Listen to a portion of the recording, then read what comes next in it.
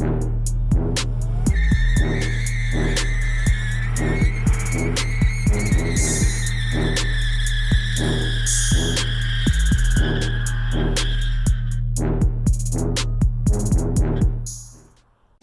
we're back for episode 2 of the Regal GS.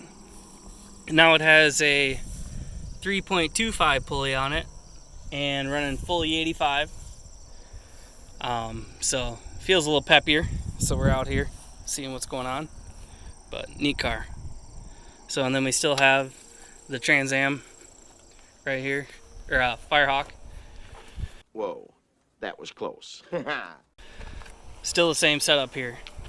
So, got a nice stretch of road. We're gonna go see what's going on.